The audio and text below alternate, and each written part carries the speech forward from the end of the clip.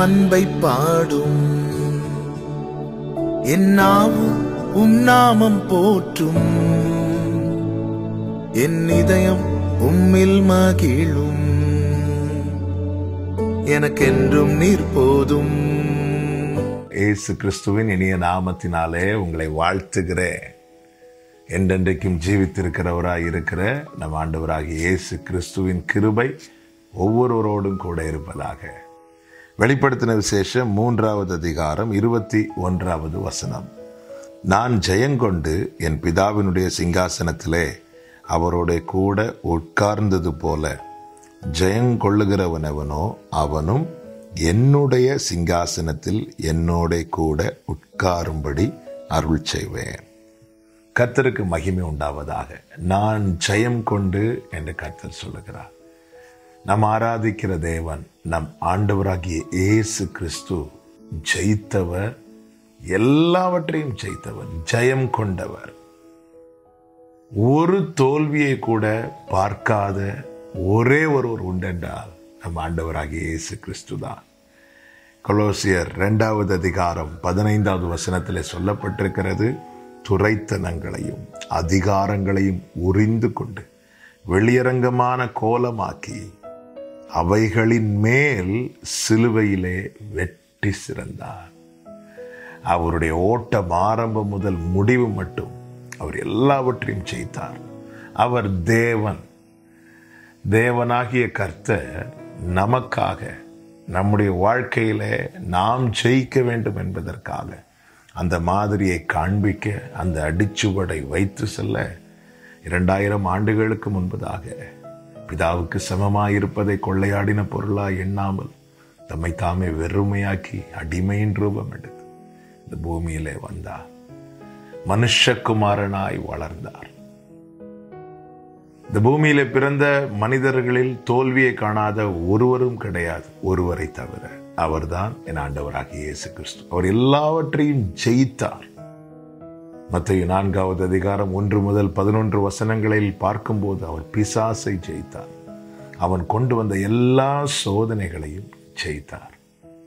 மாம்ச இச்சையை கொண்டு வருகிறான், கண்களின் இச்சையை கொண்டு வருகிறான், ஜீவனத்தின் பெருமையை கொண்டு வந்தான். எல்லாவற்றையும் ஜெயித்தான். ஜெயித்து விட்டு அப்பாலே போ சாத்தானே என்று சொல்லுகிறான்.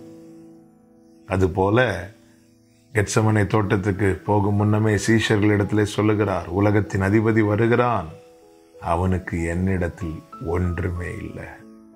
சாத்தானால அவரை எவ்வளவும் ஜெயிக்க முடியவில்லை. போராடினான். போராடினது நிமித்தம் அவனுடைய தலை நசுக்கப்பட்டது. அவர் பிசாசை ஜெயித்தார். யோவான் 16:33 சொல்லப்பட்டிருக்கிறது, நான் உலகத்தை ஜெயித்தேன் என்று. அவர் உலகத்தை ஜெயித்தார். மத்தேயு 8வது அதிகாரம் 26வது வசனத்திலே பார்த்தால் தெரியும், அக்கறைக்கு பிரயாணப்பட்டு போக படகில் ஏறி போய்கொண்டிருக்கும் போது கடல் கொந்தளிக்கிறது. இந்த படகை மூழ்கடிக்க சூழ்நிலை எல்லாம் எதிராக இருந்தது. அவர் எழுந்து அதை அதட்டி ஜெயித்தார். பிசாசை ஜெயித்தார், உலகத்தை ஜெயித்தார், இயற்கையை, சூழ்நிலையை ஜெயித்தார்.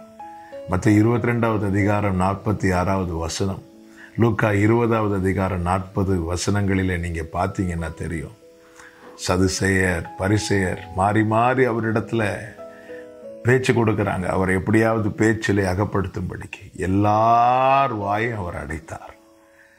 மனிதர்களை ஜெயித்தார்.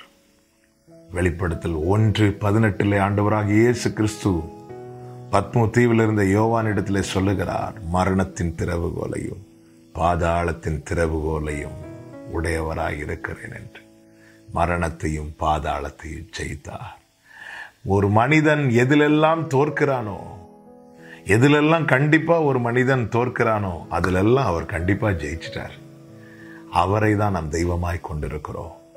ஆண்டவர் சொல்லுகிறார், நான் ஜெயம் கொண்டு என் பிதாவினுடைய சிங்காசனத்திலே அவரோட கூட உட்கார்ந்தது போல ஜெயம் கொள்ளுகிறவனவனோ அவனும் என்னுடைய சிங்காசனத்தில் என்னோட கூட உட்காரும்படி அருள் செய்வேன். அப்படி என்றால் இனி நம்முடைய வேலை என்ன? நாம ஜெயிக்கணும். எப்படி ஜெயிக்கணும்? அவர் எப்படி நின்று ஜெயித்தாரோ அந்த அடிச்சுவடல நாம நிற்கும் போது நம்முடைய வாழ்க்கையிலும் ஜெயம் உண்டாகும். கிறிஸ்துவின் அடிச்சுவடுகளை பின்பற்றுவோம், ஜெயிப்போம். ஜெயித்தவரோடு கூட உட்கார்வது எவ்வளவு மேன்மை தெரியுமா? அந்த அனுபவத்திலேயே கர்த்தர் ஒவ்வொருவரையும் நடத்துவாராக. நல்ல தகப்பனே, ஜெயம் கொண்டவரே, எங்களை ஜெயிக்க வைக்கிறவரே, ஸ்தோத்திரம்.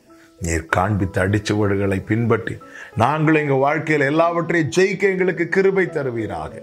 இயேசு கிறிஸ்துவின் நாமத்தில் பிதாவே, ஆமென்.